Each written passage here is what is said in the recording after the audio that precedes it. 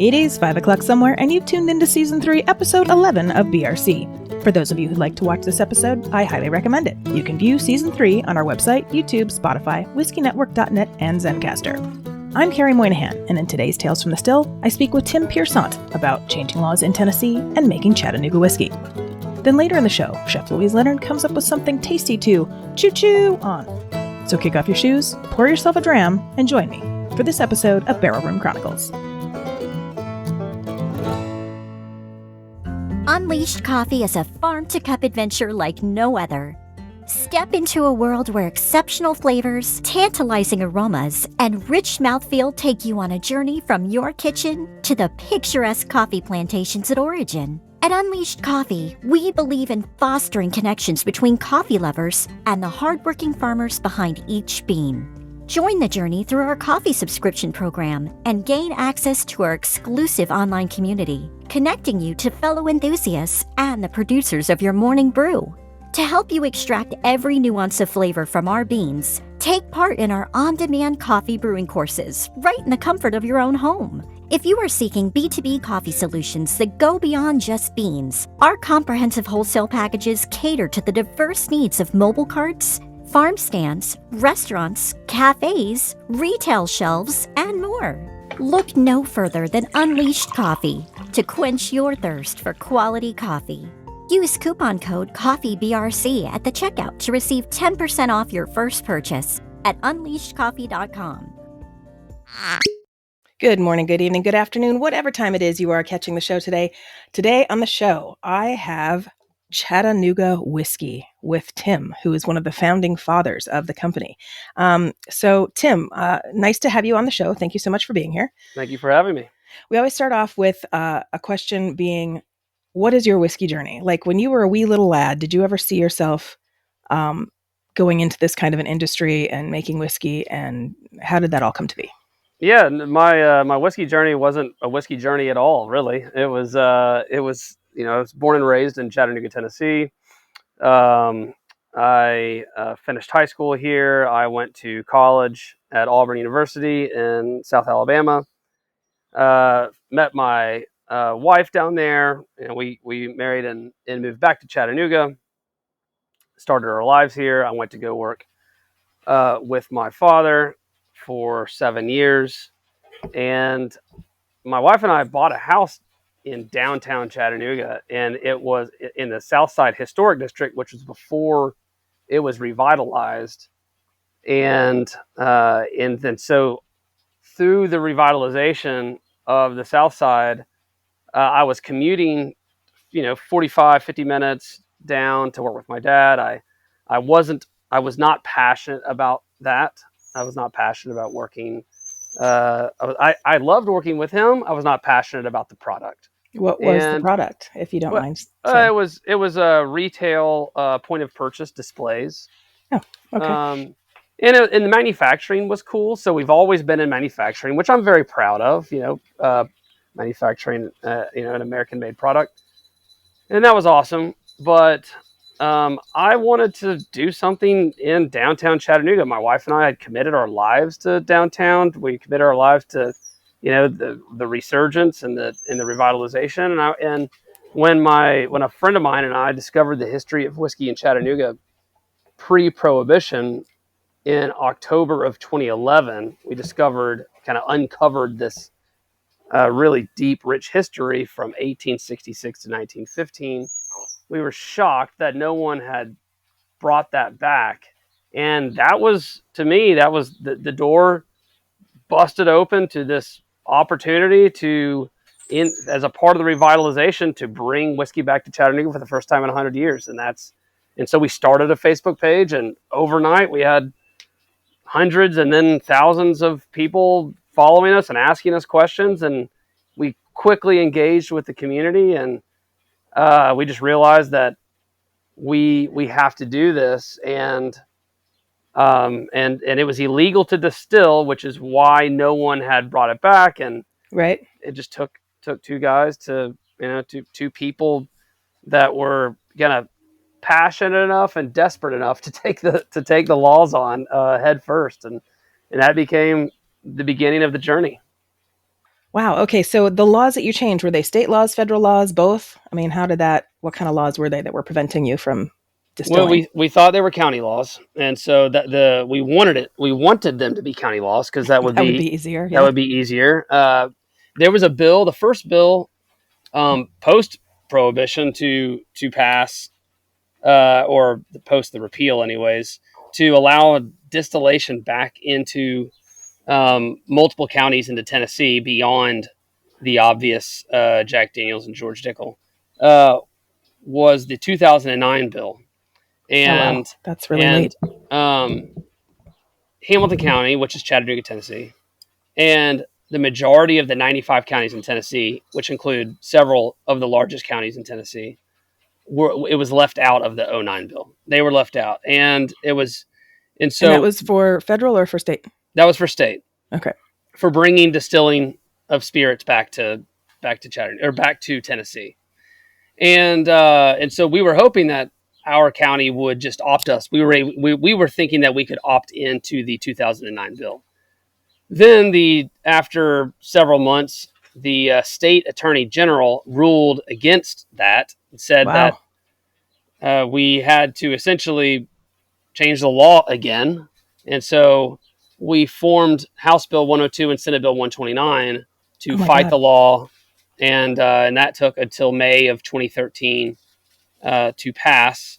And it was a struggle to get there, but we got there, and we opened up the majority of the 95 counties of Tennessee. It really completely changed the face of distilling in Tennessee, where we now have a Tennessee Distillers Guild, and we have a Tennessee Whiskey Trail with more than 50 distilling licenses Hmm. in it. But of course, our mission was to distill authentically and make an authentic product in downtown Chattanooga again for the first time in 100 years. And we accomplished that mission in 2015 when we built the Chattanooga Whiskey Experimental Distillery on Market Street. Ooh, experimental. Yep. That sounds fun. Yep. So, how many expressions do you have to date? Have you made to date? And how many are currently on the market? So Chattanooga Whiskey is, I would say, arguably the most innovative bourbon and American whiskey producer in America. We have the experimental distillery is the only standalone experimental whiskey distillery in the United States, and then of course we went on to build another distillery and scale recipes up, which I'll talk about momentarily. But the experimental distillery, we are now pushing 500 experimental barrels since 2015 over the last 9 years. Oh, wow. That's hundreds of different recipes and utilizing hundreds of different specialty malted grains, multiple dozen types of yeast, barrel finishes, different toasts, different chars. We've done a lot there, and we've released, and then we've scaled up more than 30 of those recipes to our downtown riverfront location, which produces 2,000 barrels a year. Experimental produces 50 barrels a year. We've released, we're over 100 releases now. And Oh, and wow. we exclusively do Chattanooga whiskey. We don't contract distill. Uh, we are, with exception of holding on to some of our original whiskey that we sourced from MGP and that we use in our founders as a part of our as a part of our past and history and story around our founders. Everything else is 100%. I mean, 99.999% of what we do is authentically produced out of one of our two distilleries. And so yeah, we've done a lot. Now the bulk of what we do is 91 and 111, the two products you have today, and of course we have. If you look at a shelf set in our 16 states of distribution, you'll probably see 91, 111, 99 rye, bottled and bond. Wait, you have a rye and you didn't send it to me? Oh, I'm sorry. I mean, well, actually, the rye is only it's a pretty small percentage of our overall production and what's out Okay. there. And so is bottled and bond. I mean, bottled and bond, we have two vintages every year, fall and Right. spring. They're limited. These are fairly limited releases. Okay. Barrel finishing series is a limited release. Founders is a limited release. Single barrels are a limited release. So 91 and 111 are they're the The bread and butter. yes, they're The bread and butter. staples. Yeah. Yes, exactly. So, but yeah, I mean, our innovation, our releases through American, with utilizing the production process to create American whiskey is prolific, and that's something we take a lot of pride in. We won Best Craft Producer both nationwide, and then went on to win worldwide through Whiskey Magazine Icons of Whiskey last year. Feel like that's something that we earned, and really our mission is to be the most highly regarded whiskey from the state of Tennessee. So That's awesome. So, you're one of the founding fathers, and then on a day-to-day basis, what part of the process are you in charge of these days? That's a good question. I mean, I would say that I'm most involved in vision, which I would say I spend more time with sales and marketing than anything on that. But I spend a lot of time in product, but only from a visionary perspective with my chief product officer, founding distiller Grant McCracken, and then head distiller Tiana Saul. And then we have a distilling team of 15. All are amazing and specialize in different aspects of the production process. Like, for example, I mean, we have multiple distillers that focus on research and development. And so when it comes to recipe development, that's not going to be me. When it comes to distilling, that's not going to be me. But when it comes to does this fit in with the vision of Chattanooga Whiskey, and where exactly does it fit? I'm a part of those conversations, but I'm not the producer. I'm not the mastermind behind these products. I say the mastermind in terms of the recipe development, the infusions.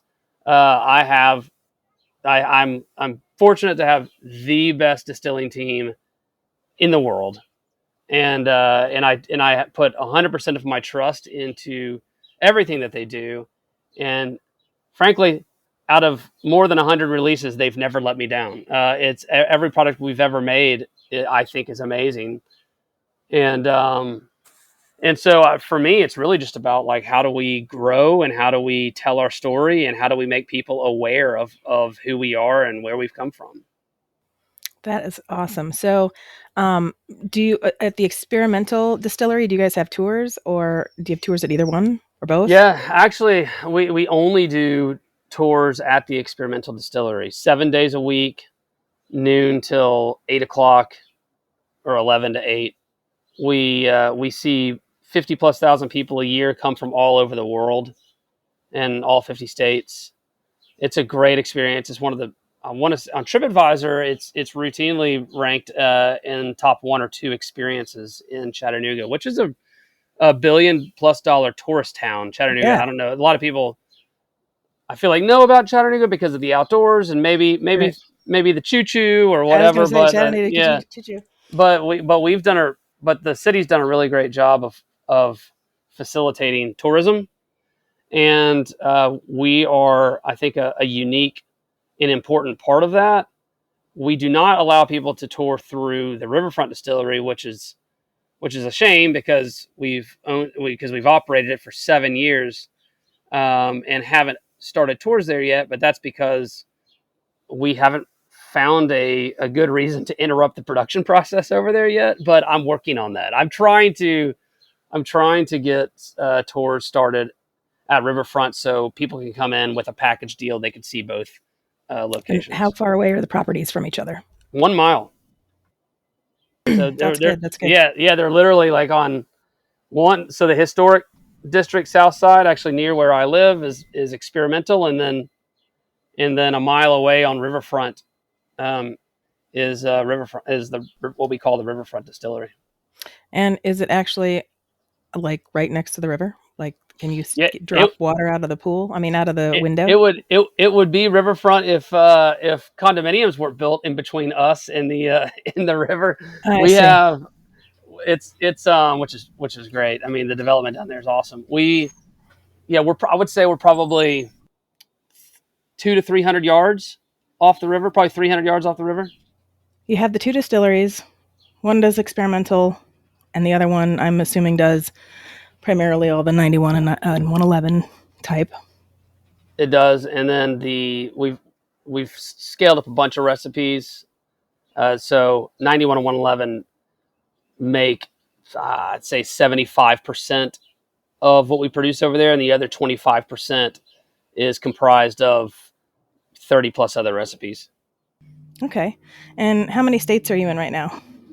16, all Southeast, South, Midwest. Oh, good. That's great. And then do you have any plans to tackle all 50 or as many as you can? We don't have near-term plans for that. And I don't even, I mean, I guess maybe long-term, but I just, right now, we were selling 100% of our capacity, and then we grew our capacity, and we still feel like in the next couple of years, we can sell 100% of our capacity in the South, Southeast, Midwest territory. So as long as we can continue to drive deep and into our existing markets, then I don't have plans to expand. Okay. And are you in any other countries or just the US? Just the U.S. Wow. Okay. That's crazy. Okay, so I'm assuming you came up with the idea of Chattanooga whiskey because you're in Chattanooga and you're very passionate about Chattanooga.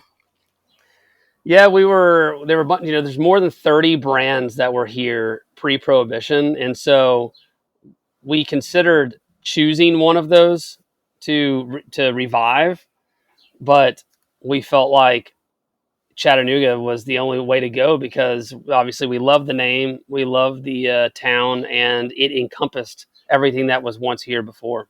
So Okay. that's why we went with that direction. Oh, I love it. So tell me a little bit about the bottle design. I love the labels.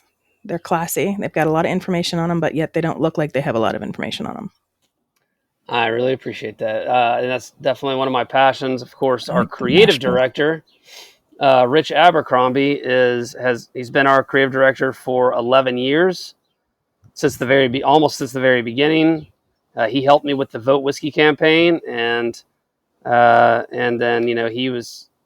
I've just loved working with him on how we tell our story in a package. And one of the things that we try to do, we're very intentional about making sure that we are connecting with our past in every design. So we want, as we try to progress and evolve and innovate, we just want to make sure we're not leaving necessary traditional elements and connections to our past behind.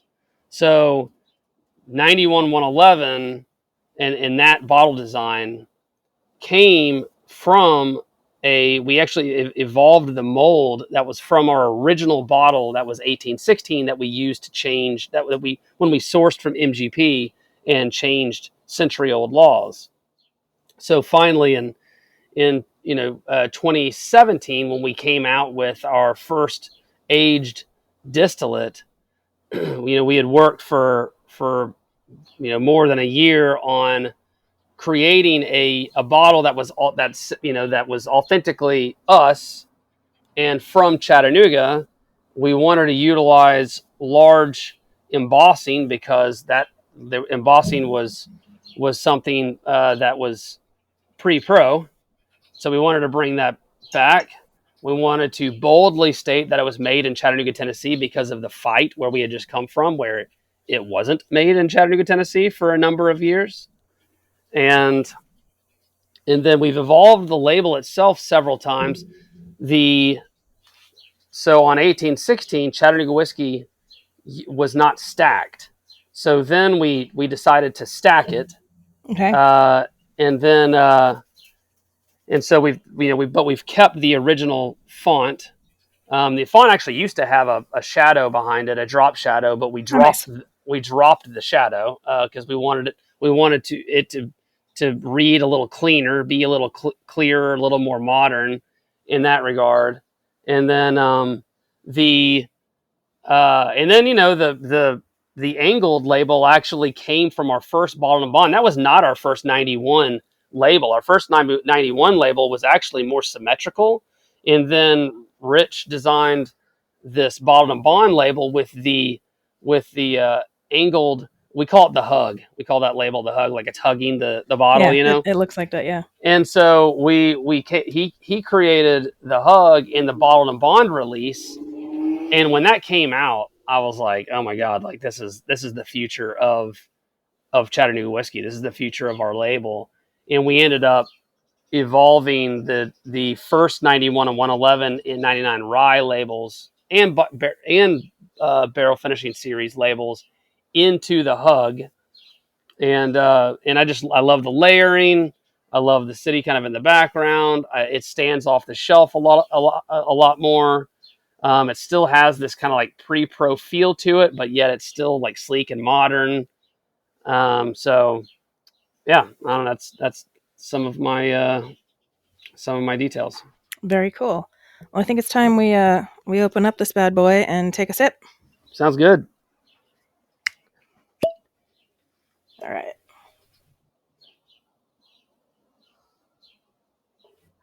Put a little more in there.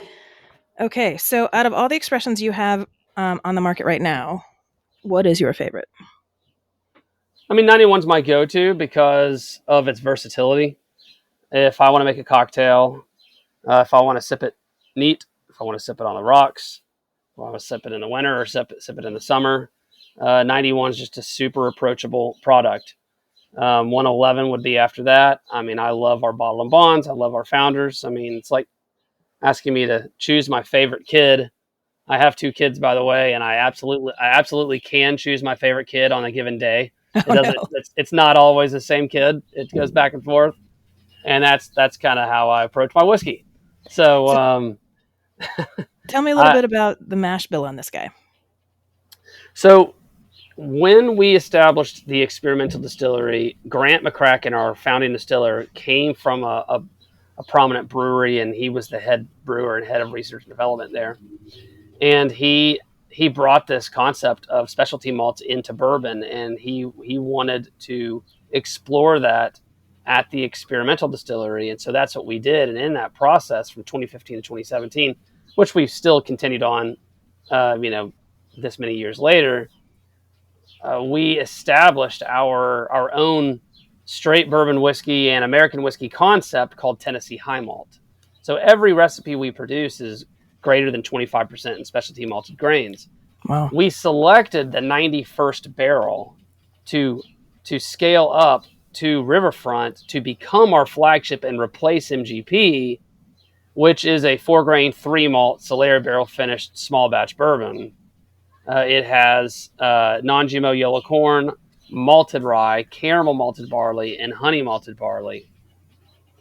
And 111, by the way, shares the same recipe as 91, but those are the only 2 labels that actually share the same recipe. Every other recipe is different, but every recipe is a minimum of 25% in specialty malted grains.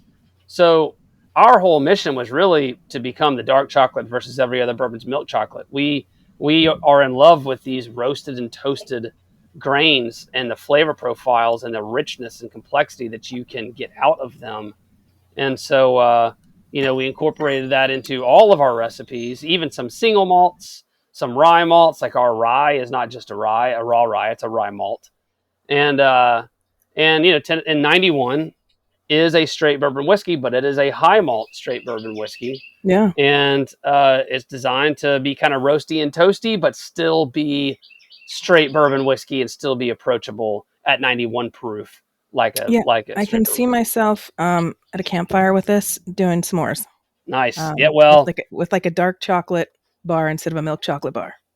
So you beat me to it, but No.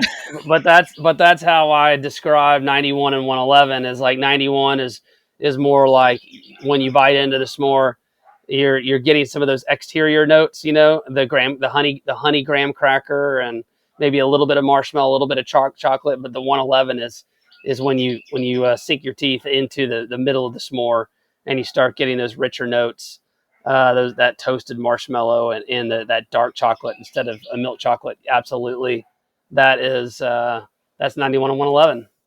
That's awesome. That's really good. I love that you have the malted rye, the caramel malted barley, and the honey malted barley as part of the recipe. Like that, I've not seen anybody use like caramel malted anything or honey malted anything. So that's pretty interesting. It's good, and it's good for summer because like camping and s'mores, and it feels like the right time to be drinking it. All right, I'm going to try the 111 now. Let's see. Actually, I should probably pour a little bit more of the 91 so I can taste them together. And I noticed the label is similar, but it's got a nice golden. Is that to like show the honey, maybe, or caramel? So my creative director and I used to always sing the song "Silver and Gold, Silver and Gold," and so and everybody always uses everybody always kind of seems to use like lots of reds and greens and oranges and stuff like that, and so we really wanted 91 to be silver and gold, and the gold really was it was black. It was black and silver, and then we moved it to gold to introduce color to it and give it kind of like almost like a dark chocolate candy wrapper, like you're opening up a dark chocolate candy wrapper. So that's kind of where that came from. Well, they are similar on the nose, but I do get a lot more pep in the 111. Yep.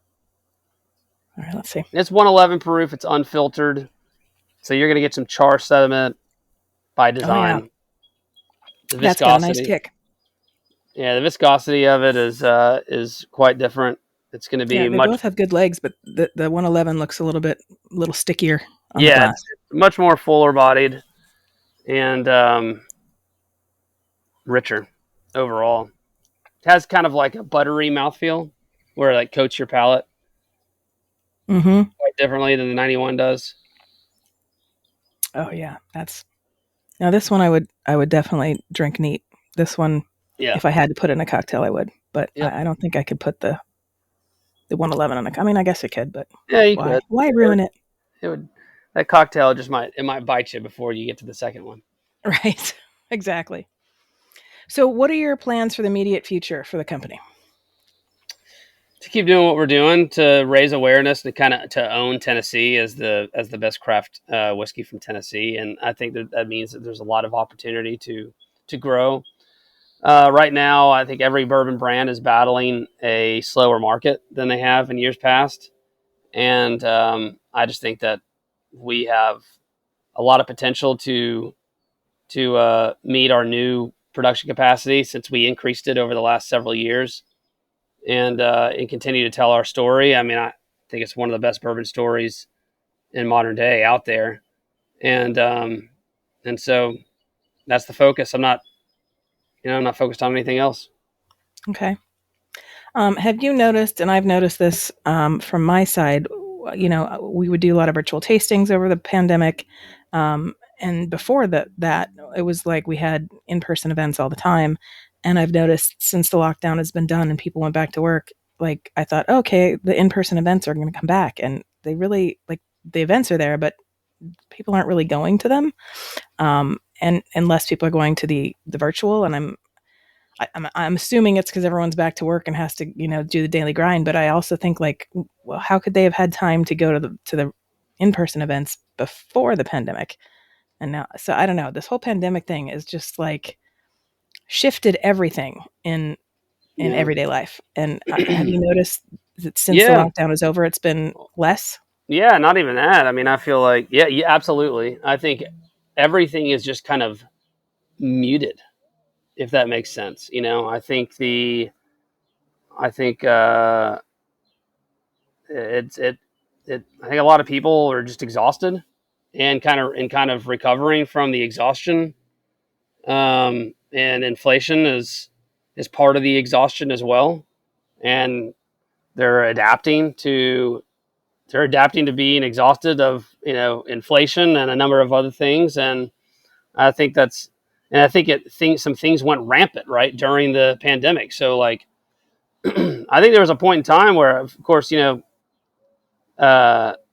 everyone was fearful, but tried to make the best of it. And out of that came these virtual tastings, which went nuts. And everybody spent so much time doing virtual tastings and so much time buying bourbon and so much time on their computers that nobody really wants to do virtual tastings anymore. And then, but it wasn't like everybody simultaneously was just like, okay, we can go back out and drink again. I think everybody's just it's just been like a trickle effect. Yeah. You know what I mean? And so I think we're just experiencing the trickle effect. I know on-premise is back. I mean, I know bars and restaurants are doing quite well, but even being a bartender before the pandemic versus being a bartender after the pandemic, those are two completely different things. I think the attraction to being a bartender isn't what it once was, I mean, and so, I don't know. I think we're just in a major kind of emotional adjustment period right now. And I think slowly but surely some good things will come out of it. Yeah. Now, speaking of the pandemic, did you guys partake in the making of hand sanitizer? We did. We partnered. Actually, we have a small little distillery here, another distillery in Chattanooga called E11. The owner's a great guy.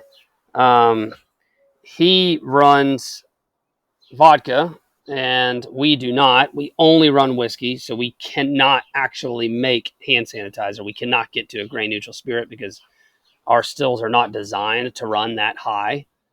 So so we partnered with him because of our marketing channels, our local marketing channels being the bigger guy. We partnered with him, collaborated on getting hand sanitizer out. We donated 100% of the proceeds, and we raised a lot of money, and we gave that, and we supported a really good cause, and I'm very proud of that. Okay, well, it's been a pleasure talking to you, Tim, and getting to know more about Chattanooga whiskey. I hope to see some in California soon, so get it out here. That would be fantastic. But good news for you, we are about to launch this show on Comcast in the Big South. So more people in the South, being Tennessee and Kentucky and Alabama and Virginia, South Carolina. I think there's a couple more. We'll get to see this and hopefully run out to their store and buy your stuff. Oh, awesome. Love it. Yeah. That's great to hear. Yeah. Well, thanks again for being on the show. Hang on for just 1 second. Don't hang up. And we'll be right back with World of Wheezy, where Chef Louise Leonard will tell us what she wants to do with your whiskey. All right, cool. World of Wheezy is up next. Stay with us. Like what you've seen on BRC? Want to see more? Experience more? And maybe even taste more? Then head over to our Ko-fi site and become a member of the Barrel Room Parlor. By choosing the copper level membership, you'll have exclusive access to videos related to topics discussed on the podcast and blog posts for members only. As an amber member level, you'll enjoy everything from our copper level as well as various spin-off series including The Cutting Room Floor and Kindred Spirits. In addition, the amber membership includes exclusive discounts to live in-person events. To join, visit www.barrelroomchronicles.com and click on Become a Member in the navigation bar. Or go straight to our Ko-fi site at ko-fi.com/BRC and click on the membership link. Once you've joined, you'll have access to everything your chosen level has to offer. You'll even be able to participate with the show by commenting on videos and other posts. Don't wait. Sign up today for exclusive content and event discounts in the Barrel Room Parlor.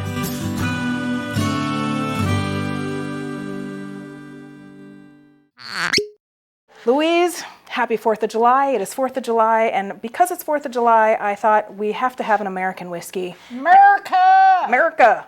So we are today celebrating the Chattanooga Whiskey. We have the 91 and the 111. Both are yellow corn with malted rye, caramel malted barley, and honey malted barley, which I think is a very unique mash bill. We have the 111 poured in front of us, so let's take a sip and see what you think about that. I like that we started with the 111. The hot. Yeah. We came in hot with this one. Yes.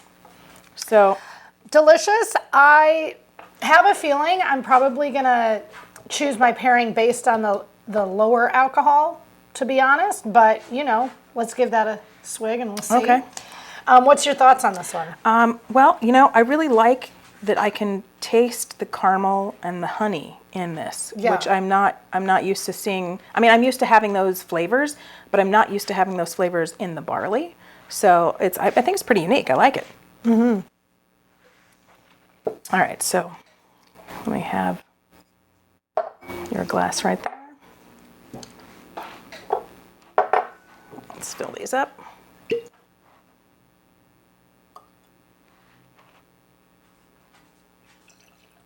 All right. Good legs. Yeah, it does have good legs. Both of them have good legs. Yeah, amazing. I mean, that's pretty stuck to the glass for sure. Again, this is the same pretty much on the nose. It's just not quite as hot on my my nose hairs, I guess you'd say. It's reminding me of an alcoholic sweet tea.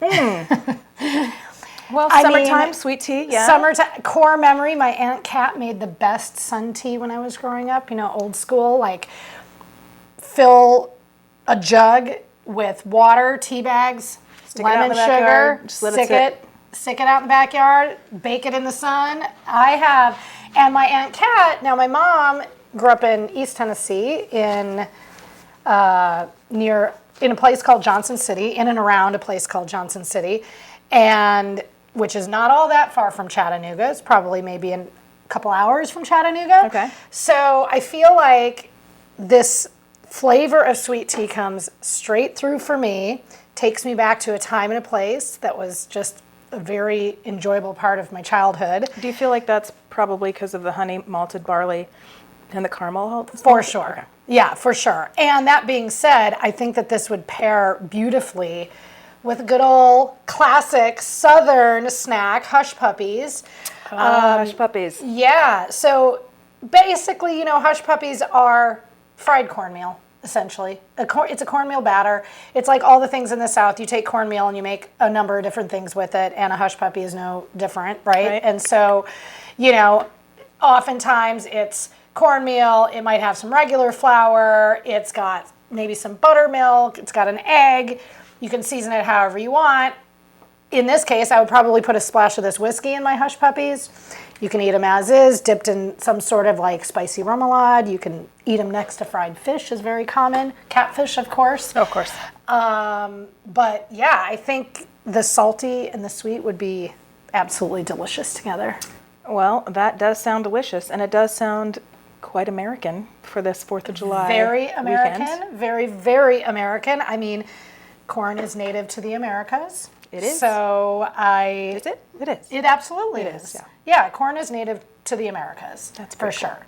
And also corn, 4th of July. Like you Gotta don't have corn at your barbecue. You don't have a 4th of July unless you have corn. Well, Louise, happy 4th of Cheers. July. Stay safe, and we will see you next time. That does it for today's show. To read notes on this episode or learn more about our guests, please visit barrelroomchronicles.com. Want to interact with the show or have questions for our guests? Then ask them on our socials or send us an email. Or better yet, leave us a voicemail on our website. If you like what you heard, please rate and subscribe to the podcast. If you really liked it and you want to show your support, buy us a whiskey through our Ko-fi site at ko-fi.com/BRC or become an exclusive member of the Barrel Room Parlor. If you work in the whiskey or spirits industry or just have a deep passion for whiskey and want to share your spirits journey, register to be a guest through our website. Last but not least, please enjoy your spirits responsibly. Thanks for joining me. Until next time, Salangeva. Barrel Room Chronicles is a production of First Reel Entertainment and is available on Spotify, Apple, Google, iHeartRadio, Amazon, or wherever you listen to your favorite podcasts.